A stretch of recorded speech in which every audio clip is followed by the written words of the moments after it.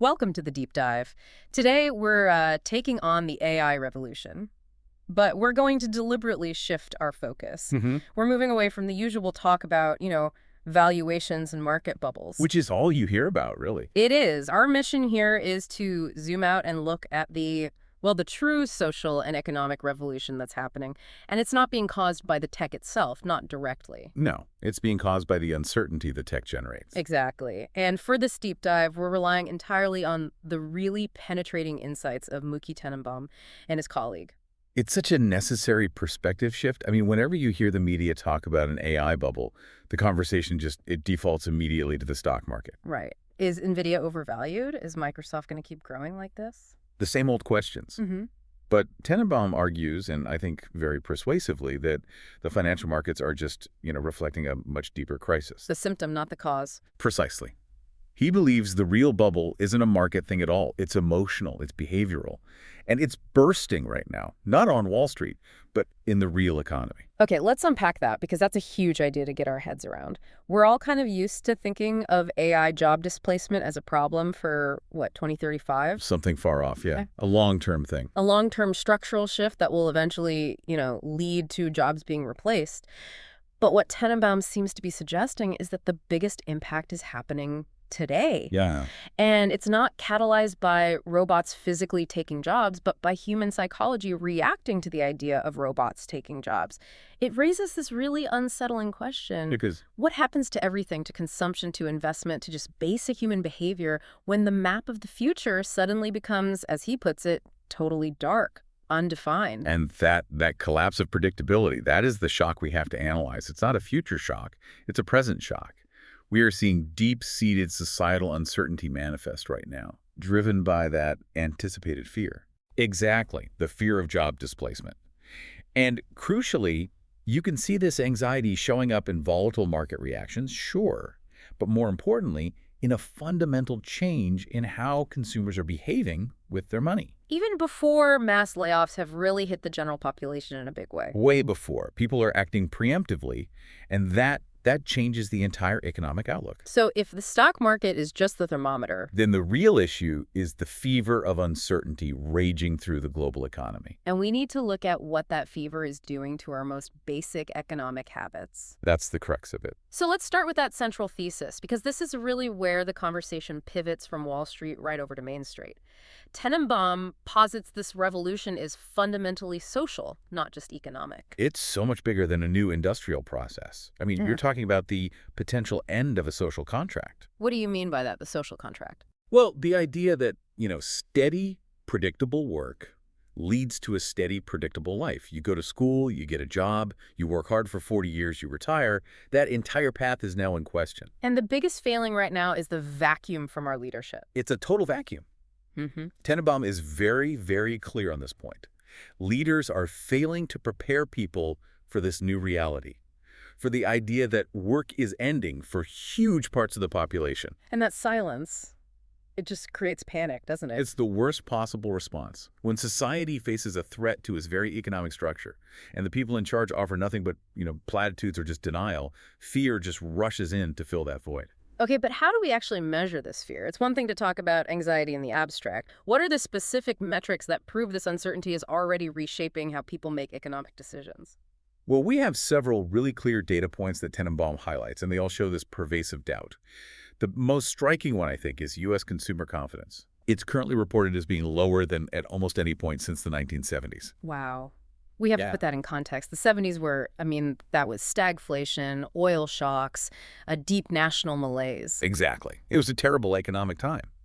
So to be seeing similar levels of long-term doubt today, when on the surface we have low unemployment and this incredible tech boom, it just underscores that the fear is structural. It's not cyclical. And this fear isn't just showing up in survey scores. It physically changes how money moves through the economy. Oh, absolutely. We're seeing consumers saving a lot more than they did previously. A lot more. They're anticipating the need for a huge financial cushion. A rainy day fund for a storm that doesn't have an end date. You could say that. The velocity of money is slowing down dramatically Yeah. because people are hoarding cash. They can't forecast their income stability 3, maybe 5 years from now. So any income they have today gets treated as a potential emergency fund. So you see big behavioral shifts. Huge shifts, less use of consumer credit, people paying down their high-interest debt really aggressively, and a flight to safe, liquid assets. It's a defensive crouch, a crouch against a future they simply cannot map out. I have to challenge this a little bit, though. If the stock market's AI champions are doing so well and unemployment is technically low, shouldn't some of that optimism eventually filter down? Shouldn't the idea of massive efficiency gains outweigh this abstract fear? That's a fair question, and Tenenbaum addresses this directly with a concept of suffering versus gain. It's a powerful idea. Explain that. On one side, you have these very clear, very known centralized winners, NVIDIA, Microsoft, Amazon, right? The big AI model builders. The one's making all the headlines. And those companies promise huge technological gains, massive profits, and that's what's fueling this stock rally. But for the average person, for you listening right now, that gain is purely theoretical. The outlook for your personal job security, your mortgage, your kid's college fund, that is completely obscured. So the suffering, or maybe the fear of suffering, the fear of losing what you already have, is driving our collective behavior much more aggressively than the promise of some abstract future gain. Absolutely. Think about it. If you don't know if or even how you will personally benefit from this AI revolution, but you know for a fact that millions of white-collar jobs, service jobs, are suddenly vulnerable. You conserve resources immediately. You pull back. The personal anxiety just outweighs any of that generalized optimism you hear about on the news. To really get a handle on the weight of this uncertainty, Tenenbaum draws this really powerful comparison between the AI shift and the COVID-19 pandemic. He calls the pandemic a kind of societal laboratory for mass anxiety. It's a great analogy because the key insight from that comparison is all about the loss of habits. The loss of habits. Yeah. During COVID, one of the deepest sources of stress for people wasn't just a health risk, right? It was this sudden, violent disruption of all our daily routines. The commute to work, the structured workday, seeing friends, celebrating birthdays. All of it. Those habits are the invisible architecture of our security. When they're taken away, anxiety just spikes, regardless of your immediate financial stability. But here's the crucial difference, and I think this is the most important point: the duration and the permanence of the change. In a war, in a pandemic, there's always this underlying assumption that it will eventually end. Right. As Mookie Tenenbaum notes, there's a basic human belief that always where it rained, it stopped. Yeah. You endure the suffering, you save, you sacrifice, because you know there's a future on the other side, a return to stability. With AI, this change feels different. It feels structural, permanent. It's not a pause. It's a fundamental paradigm shift. And that's what's so terrifying. That crucial thing that holds society together, the knowledge that there's a defined, linear, predictable future that you sacrifice for today has just vanished. Tenenbaum uses this specific and powerful Spanish term to describe it: borroso. Blurred. Blurred. The future isn't necessarily bad, but it's completely unreadable. That is incredibly powerful. It's not a fear of, some kind of apocalypse movie. It's a fear of not having a map and that emotional bubble of guaranteed future security. The idea that you work hard for 40 years and you get a predictable retirement. That whole idea, that is what is bursting right now, and that explosion translates directly, immediately into economic action, or, well, inaction. Okay, so let's follow that thread. This emotional shock, this Barroso or blurred future, how does it translate into these profound economic consequences you're talking about? The primary and, I think, most destructive feedback loop we see is that deep uncertainty kills credit. Full stop. You won't take out a loan if you have any doubt you can pay it back. It doesn't matter what the interest rate is. It could be 2%, 8%, whatever. It's irrelevant. The variable that matters isn't the cost of borrowing. It's the absolute certainty of your future income stream. And if that stream is compromised by the potential of AI displacement, the entire basis for consumer and business credit just evaporates. And we need to be really clear about this. Credit is the engine of leverage in the real economy. That's right. When we say leverage, most people think of, Wall Street derivatives or margin trading. Complicated financial instruments. Right. But real-world leverage is essential for how we live. It's buying a house with a 30-year mortgage. It's buying a car on finance. It's a small business running its operations on a line of credit. When people fear their income will disappear, that whole mechanism, which is built on projecting future income, it just collapses. And since our modern Western economy is so heavily reliant on that spending, on the assumption of continuous leveraged consumption, The widespread reduction in credit plus that huge increase in saving we talked about, it inevitably shrinks overall consumption. And that triggers deflationary pressure. So we're seeing demand destruction, Right? but it's not being caused by high prices, it's being caused by a psychological retreat. Exactly. The desire to constantly upgrade your car or move to a bigger house every few years or finance a big home renovation. Or even taking out a large college loan for your kid. All those habitual, large-ticket, leveraged activities are the first to disappear. People revert to the essentials. They conserve capital. They're basically battening down the hatches for a storm of completely unknown duration. And that creates what Tenenbaum describes as a kind of snowball effect. It's a very unique type of recession dictated entirely by consumer fear. It's unique because it's not hitting all areas equally, which is what happens in a traditional recession sparked by a central bank hiking rates. This one is more surgical. Very surgical. It attacks the sectors that are most dependent on consumer optimism and credit. And this is where you see the profound irony of this fear-driven recession. Go on. Because consumers stop spending on big-ticket items like new homes or cars. Yeah. The companies that rely on them, construction, manufacturing, retail, they suffer from declining sales. And then they're forced to fire people to save costs. They have to. But who are these people being fired? Yeah. This is the absolutely critical point that Tenenbaum makes. They aren't the AI researchers. Not necessarily. It's the worker who makes window frames, the drywall installer, the local car dealership salesperson, or even the mid-level HR manager whose company is reducing its hiring plans. They are laid off, not because their specific job was replaced by an AI today. But because of a lack of demand that was driven by the fear of AI displacement tomorrow.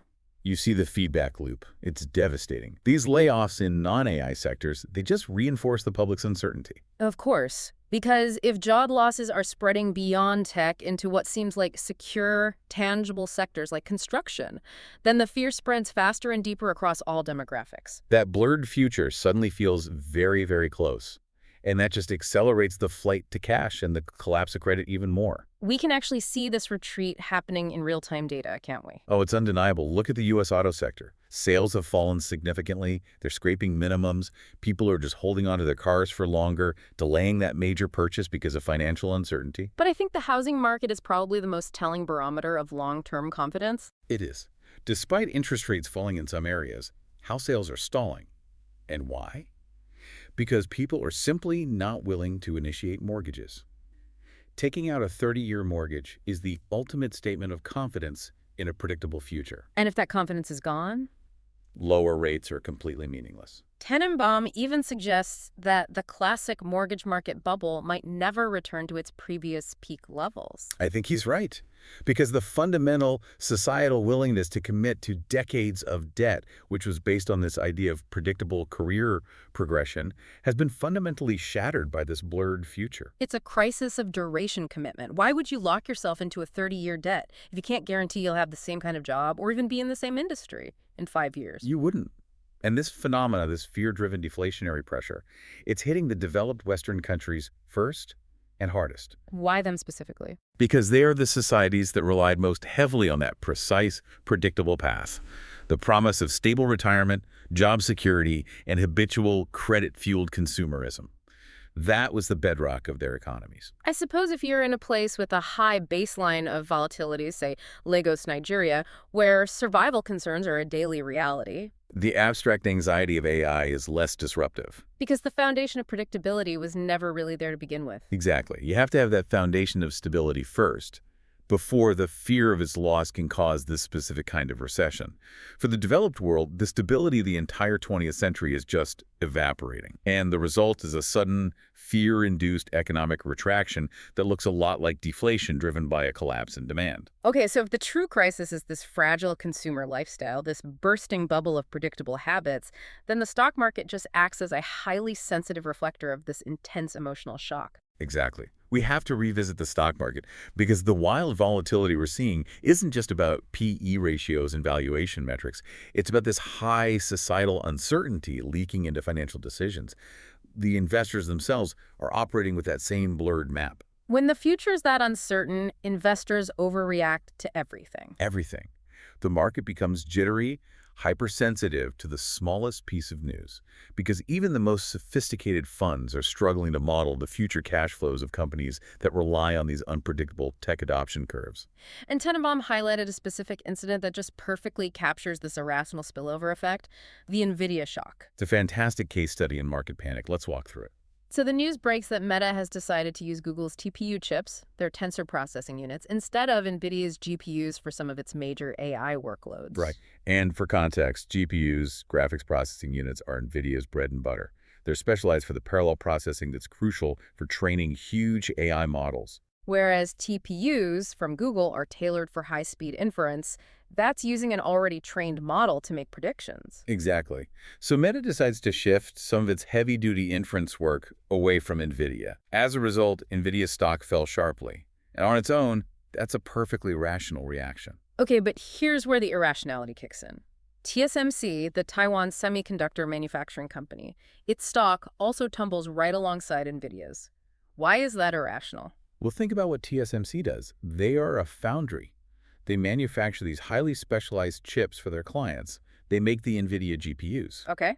But crucially, they also manufacture the Google TPU chips that Meta chose to use instead. So from a pure business logic standpoint, TSMC's revenue from that specific workload shouldn't have been negatively affected at all. Not at all. They win regardless of whether Meta chooses NVIDIA or Google. The demand for their advanced chip manufacturing is still there. The decision should have been, at worst, neutral for TSMC, maybe even a net positive, since it shows diversification in the market. But instead, the market treated the news as a generalized failure, an indication that the entire AI supply chain was somehow fragile. It reacted with panic, not logic. It didn't analyze who makes what for whom. It just panicked. It treated the entire AI supply chain as one big, fragile, indivisible unit. The perceived risk of NVIDIA immediately translated into generalized risk for the primary chip manufacturer. It shows an inability to engage in rational economic calculation during moments of high stress. This is exactly what Tenenbaum points to as a sign of deep structural nervousness. It feels like investors aren't just assessing company balance sheets anymore. They're assessing the collective mental health of the entire industry. They are. And this is where Tenenbaum drives home the point that when the pundits were all crying bubble about the tech stocks, they were just looking in the wrong place. What does he say the actual bubble was? The consumer lifestyle. Yeah. That continuous race of working to buy more stuff, living off credit, and just assuming this predictable upward path of consumption. That was the bubble. And that lifestyle is being damaged right now, possibly even faster than the AI job replacement itself is occurring. That speed difference is so critical. The technology is advancing at a certain pace, but the social fallout is accelerating even faster because it's being fueled by fear and this economic retreat. Right. Which brings us back to policy. Why does the traditional central bank response, just lowering interest rates, why does it fail so utterly to fix this specific problem? Because the mechanism of the crisis is broken confidence, not broken liquidity. If the problem isn't the cost of borrowing, but the deep-seated fear of repayment, then making money cheaper won't compel anyone to sign a 30-year mortgage or finance a new car. It's the wrong tool for the job. Completely. Lowering rates is the correct tool for stimulating borrowing when confidence is just a bit low, but not when confidence is non-existent. It's not a price problem, it's a confidence problem. So if lowering rates won't work on the consumer, what effect does it actually have? Well, often the only immediate effect is kind of perverse. It benefits the already strong, already leveraged AI-related companies on the stock market. How so? Lower borrowing costs allow more people, often through hedge funds and other leveraged instruments, to invest more aggressively in the tech giants. People might even see AI stocks as a hedge, a form of insurance against their own personal economic decline. Which just reinforces the divide. Exactly. It reinforces the market divide. The deflationary pressure hammers the real economy, while speculative capital flows freely into the tech sector, widening that gap. Tenenbaum identifies between the stock market and the reality on the ground. So this pervasive uncertainty, the economic contraction, it all ultimately points back to what Muki Tenenbaum identifies as the core societal failure here. Which is the profound failure of government to act as a leader during this transition. I think we really need to contrast this failure with a crisis management period that, well, worked better. Let's compare the current situation to the pandemic. That's a great comparison. During the pandemic, leaders, for the most part, provided a relatively clear path. Find a vaccine, test, isolate, wear masks, and, crucially, They told people to stay home while the state would support them financially. There was a defined goal, and there was state support with stimulus checks. It offered a measure of security and a timeline, even if it was a long one. People understood why they were sacrificing their habits, and roughly for how long. But with the AI revolution, there's just static. Static from the state. No defined plan, no shared vision of the future, no economic guarantees. It's just market forces at play and, frankly, a complete refusal from many leaders to even acknowledge the magnitude of the social change that's underway. Tenenbaum observes that many leaders are practicing what he calls the power of obviating the issue. Just pretending it doesn't exist. Or dismissing it as some problem for the next decade. They're essentially telling the public, don't worry, the market will sort itself out. But the market, driven by pure fear, is sorting itself out. It's sorting itself out by entering a voluntary, consumer-led recession. And this leadership vacuum is often filled by what you might call the dangers of false comfort. Oh, absolutely. We hear leaders and industry spokespeople talking endlessly about hybrid work and working with AI. Suggesting this smooth, collaborative future where humans just become the editors for the machines. And Tenenbaum offers a very sharp, very practical critique of that whole narrative. He suggests that from a purely economic efficiency perspective, putting a human in the middle of an efficient AI workflow just slows it down. The man is the weak link. That's the analysis. Yeah. AI is optimized for extreme speed and scale. When you introduce human mediation, reviewing, editing, double-checking, you break the very chain of efficiency that makes the technology so valuable in the first place. So these attempts to comfort people, like telling employees to just start using ChatGPT or suggesting AI is just a glorified search engine, they're problematic. They are, especially when the anxiety is this deep. He reminds us that technologies like ChatGPT are often tupamedias. A colloquial term. For a sycophant, basically. It's brown-noser. It's designed to give you optimistic, comforting answers because it's engineered to please the user. Giving people this false assurance, it lets them close their eyes for a moment. But the underlying anxiety, that fear of the blurred future, is already completely entrenched. And the real-world consequences of this refusal to lead are already visible. And they're just fueling the public fear even more. We aren't talking about hypothetical job loss anymore. Right, this is happening now. Look at the data. The analysis cites Switzerland, one of the wealthiest, most stable nations on Earth. Half of all tech jobs there disappeared in a single year. Half. In 1 year. It's a massive, highly visible, high-profile layoff event. And it's targeting the very sector that was supposed to be the most secure. That sends shockwaves through the middle class globally. It reinforces the idea that if a stable, well-paid tech job isn't secure, then no job is. And people desperately want confidence. They don't necessarily want to stop AI. They just want a clear path.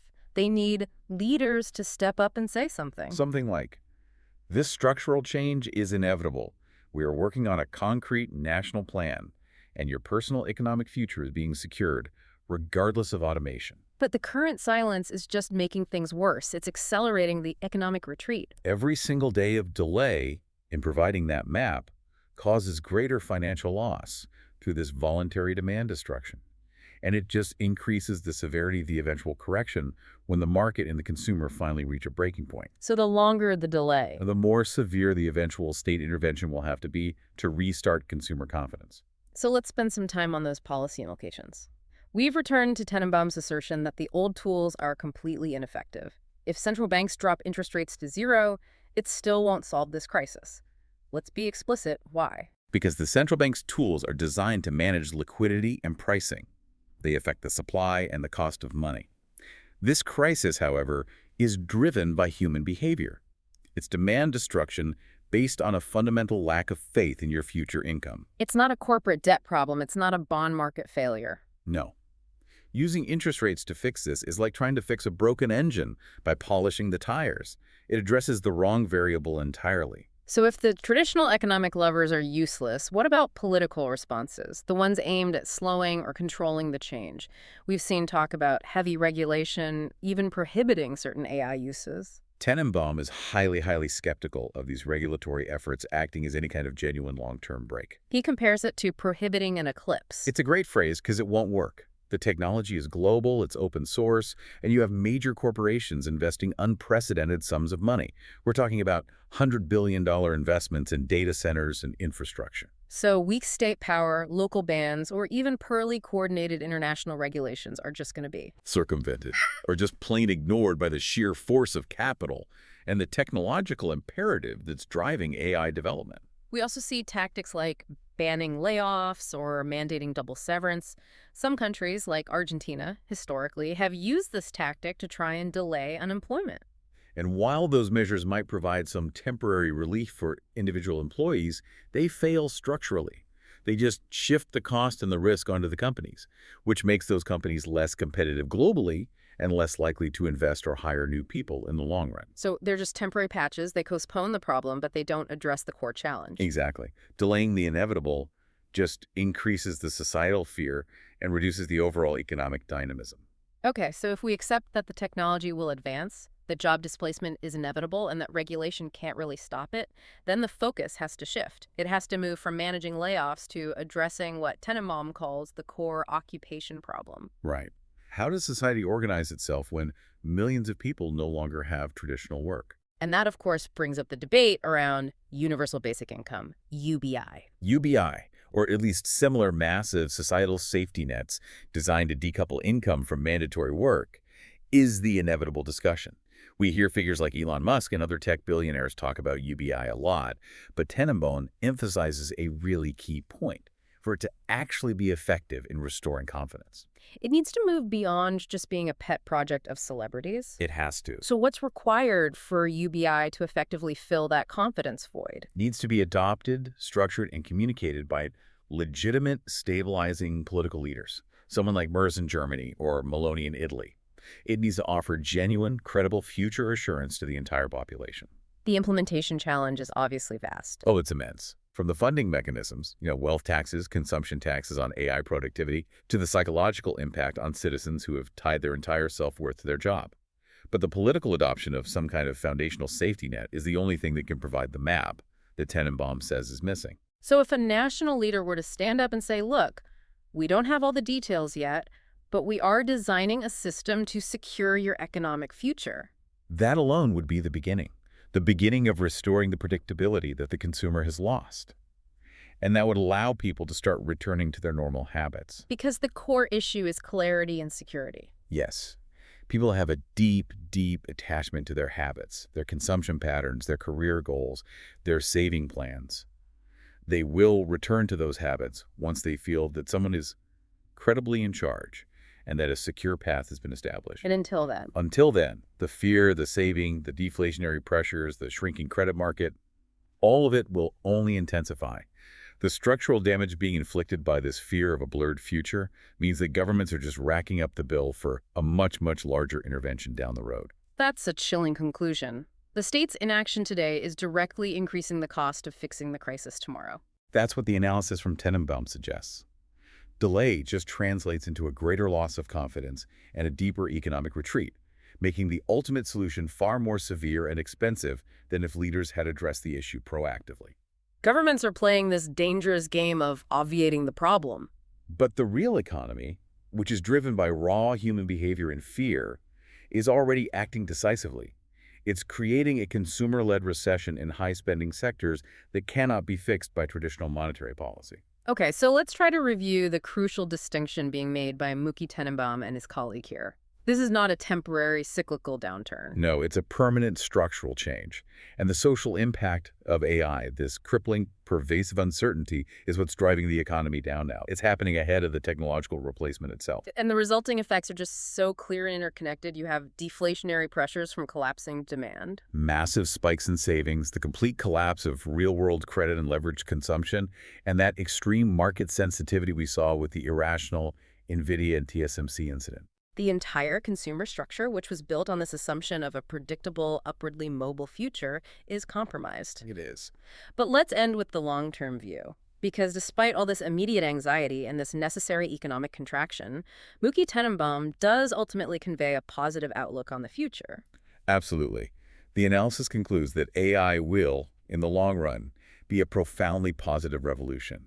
It will lead to significantly better lives for future generations. So while the suffering is intensely real for those of us living through this transition, for those experiencing job loss or the forced displacement of lifelong habits, The long-term benefit for our children and grandchildren is expected to be enormous. It should lead to a far more productive and abundant society. and what about for current investors who can actually withstand this immediate shock? The advice is pretty direct. If you are not over-leveraged, and if you can endure the volatility, the foundational businesses themselves, the major AI players, will eventually succeed. But the ride through this uncertainty bubble will require, as Tenenbaum warns, having the wheel with both hands. Yes, the volatility, the irrational market moves, the deflationary pressure in the real economy, none of that is going away until that leadership void is finally filled with a coherent plan for societal security.